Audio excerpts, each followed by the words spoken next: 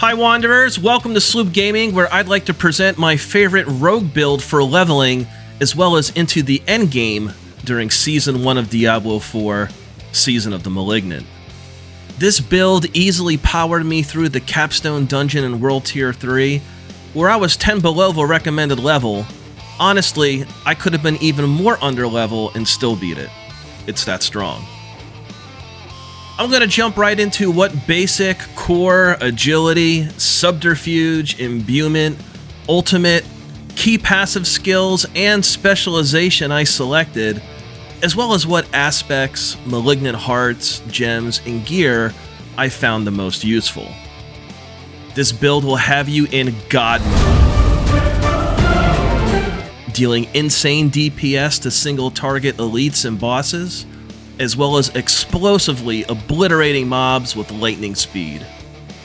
Regardless of whether you're inside a Nightmare Dungeon, Helltide, or Legion event, this build has you covered and excels in both solo and group play. But before we get started, I'd love to hear your thoughts on Diablo 4 and Season 1 in the comments section below. And if you found this video helpful and would like to support, please consider subscribing to my channel. Liking and sharing also goes a very long way to help too. Thank you. Okay, so let's look at the build. FYI for new players, a total of 58 skill points can be acquired, 48 are earned as you climb to level 50, with 10 awarded from Renown. Afterwards, the Paragon board is then used to assign Paragon points as you wish, while also socketing glyphs, which provide additional bonuses and can be strengthened via Nightmare Dungeon completion. More on the Paragon board later. The following skill tree reflects only the total amount of points earned from leveling and does not provide bonuses acquired from gear. I opted to place points into passive skills only after I unlocked my main activation skills down along the skill tree first. Active players will reach level 50 in no time, so I wouldn't stress about which passives to unlock or fill first as you follow this guide. Place points into those you feel will benefit your playstyle the most as you progress. Basic, 1 point in Puncture, with 1 point each to unlock Enhanced and Fundamental.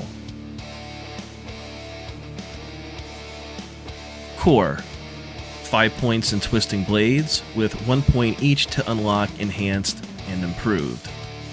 3 points in Sturdy. Stutter Step is also great for added mobility if extra points become available. Agility, 1 point in Dash and 1 point each to unlock Enhanced and Disciplined. 3 points into Weapon Mastery, 3 points in Concussive, and 1 in Trick Attacks.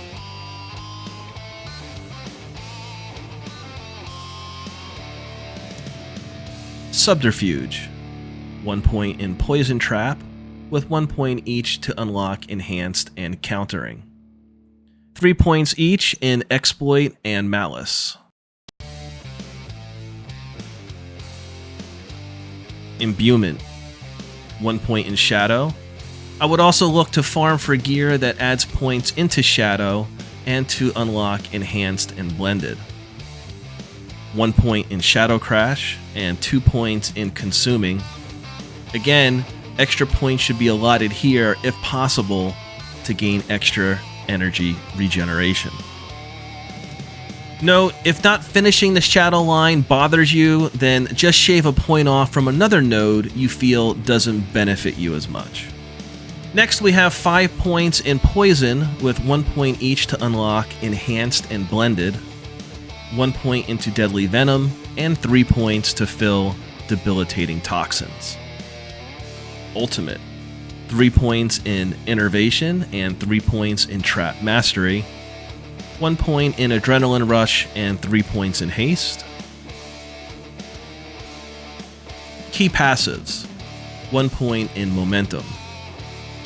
It's important to remember how the damage numbers and percentages attributed to your skills will increase as you acquire and equip stronger gear and advance in level. Specialization used is Inner Sight. Attacking marked enemies fills up our Inner Sight gauge and when full, grants unlimited energy for 4 seconds.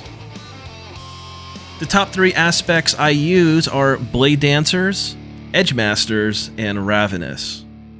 Here is a preview of my gear and aspects used to complete the build.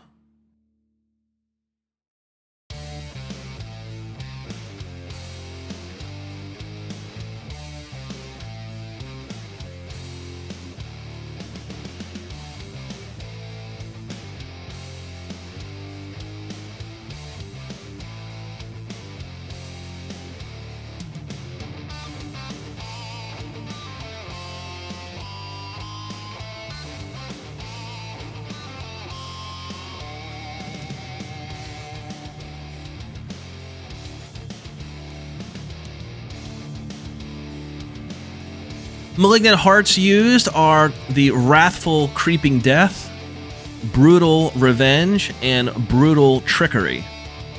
Creeping Death and Revenge are both general hearts and can be used by any class. Creeping Death augments our dot effects or damage over time.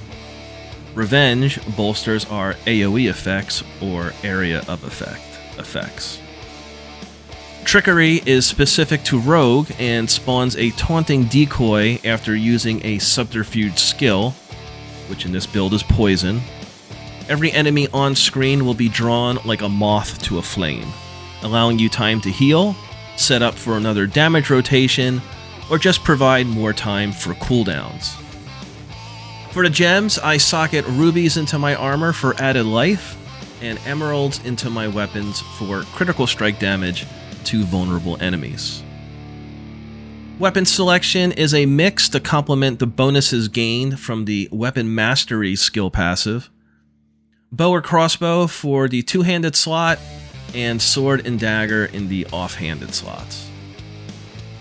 Armor affixes should prioritize armor and damage reduction, life and energy cost reduction, as well as gains to abilities, specifically strength and dexterity, and skills used, such as imbuement or twisting blades, to allot other points into other skills for added benefits. Damage affixes are in scope as well, specifically crit damage, poison damage, close enemies, and versus vulnerable. Feel free to prioritize damage over defense if you desire more of a glass cannon build. The gameplay rotation is simple. Activate Shadow and Poison Imbuments. Drop Poison Trap. Strike with Twisting Blades 3 to 4 times, then dash through target. Rinse and repeat. I often evade after dropping Poison Trap as well to position myself better to execute my dash. Dashing will not only cause damage but slow, daze enemies already slowed, and increase crit damage. Impaled enemies from Twisting Blades will also be dazed, and with our Trick Attacks passive, will be knocked down, setting up the Concussive passive for higher crit chance. Targets will already be affected from poison and shadow effects, and if they aren't dead from the initial attack, the explosions resulting afterwards will surely eliminate them. Typically, Shadow Imbuement is used for mobs and AoE situations, where Poison is for single target DPS and DOT. Always be mindful of Inner Sight as well. Targeted enemies will have an eyeball overhead. Once procced, get as many Twisting Blades attacks as possible before repeating the loop. Puncture is our setup skill used primarily when no energy is available for Twisting Blades. It sets up targets to become vulnerable, slows, and offers some energy regeneration. Once all skills are in cooldown, keep applying Puncture, especially during DPS on single targets. The overall synergy between skills shown provides damage reduction, movement speed, damage and critical damage or crit chance, and energy regeneration. The strength of the build grows even further via the Paragon board. I focused on nodes that increased my dexterity and strength abilities. I also focused on rare nodes that increased damage.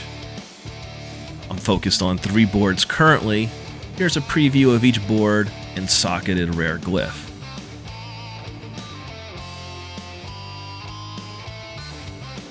This guide simply provides the foundation for playing as a god, and most importantly, what I found the most fun thus far as a rogue during Season of the Malignant. RNG is fickle and the bane of any build crafting, but everything presented here is certainly acquirable and not beyond the reach from an active or even casual player. What type of builds are you running this season? Let us know in the comments below. Have fun, Wanderers, and remember, the Forge is always hot. Thank you for watching. Likes and shares are kindly appreciated, and subscribe for more Diablo 4 content. Peace.